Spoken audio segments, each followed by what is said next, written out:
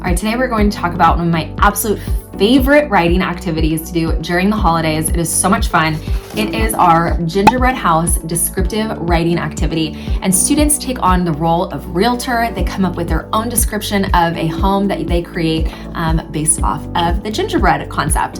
So I'm going to go ahead and share my screen. I'm going to walk you through the digital version of this particular activity so you can kind of see what it looks like, and you can definitely use this in your own classroom as well. We included a link below where you can grab this from our Teachers Pay Teachers store if you'd rather just do that. But either way, let's go ahead and dive in. Click subscribe where you're watching this video so you can see more videos like this. All right, I'm gonna go ahead and share my screen.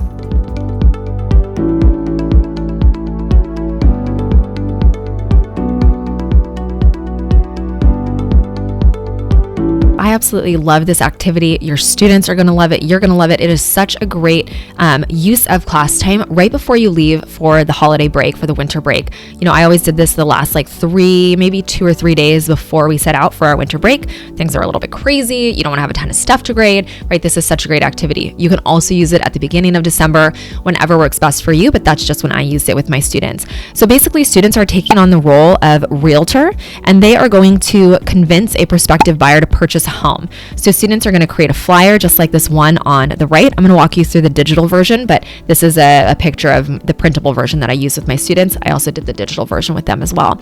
But basically, students are working on descriptive writing, key information, all that sort of stuff, vivid description, specific word choice. It is such a great activity for students' writing skills.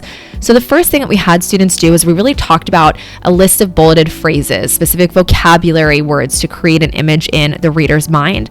And then we'll go through basically like different terms to use for these kind of drab words, right? Big, small, pretty, good, etc. So that we're brainstorming some strong vocabulary for our students. And then we'll give them a graphic organizer. And in the graphic organizer, they're going to start to write down important information that they want to put on their final gingerbread house flyer. So that's the next couple of pages that are included in that graphic organizer for students. So they're describing the bedrooms, they're describing the kitchen, the front of the house, etc. And then we want to allow our students to create stronger sentences. So we talk about adjectives, how we use adverbs to enhance our writing, prepositional phrases, all of that fun stuff, as well as transitions and transforming dull sentences into vivid descriptive sentences, etc. And we give students a rough draft, a student example. And then basically this is what it looks like for our students. So we give them this particular template to use. They're going to add their fun realtor quote here, an image of the house. And they can always, print this out and do this on a piece of paper in person as opposed to digitally, etc. And I'll give you an example of the digital version that I created. So I'm pretending like I'm this realtor, I found the perfect home, whatever, right? So turning houses into homes, rather, reindeer realty, just a fun play on words of pretending like we are the realtor. And then this is really where students' writing comes into play. So even though this is a really short example, right? Here we are using descriptive language, vivid imagery, right? All of that stuff that we worked on, expanding our sentences to include prepositional phrases, more adjectives, more adverbs.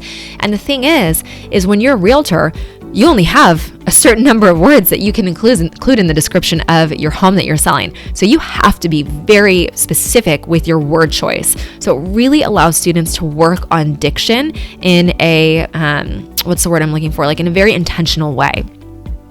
And then the last thing that we always give our students is a rubric. This is where we're telling them what we're grading them on. So you'll see we're not grading them on a whole heck of a lot outside of the sentences that they've written, the variety of sentence length, fluency, etc., specific vocabulary. Obviously, their mechanics and the illustration is a small portion of that. So I absolutely love doing this activity with my students. Some of our teachers in the past have taken it to the next level. Our EB teachers are using this with their classes, and they're bringing in gingerbread houses and they're putting them up for sale in the hallway, and their admin and teachers and colleagues are all bidding on homes. So you can take this to the absolute next level if you'd like to. And I just think there's so many opportunities to create just a fun experience for students around writing with this particular gingerbread house for sale activity. All right, we hope that you found that video particularly helpful and such a great activity to use with your students as you head into the holiday season. Thanks so much for watching, and we'll see you in our next YouTube video.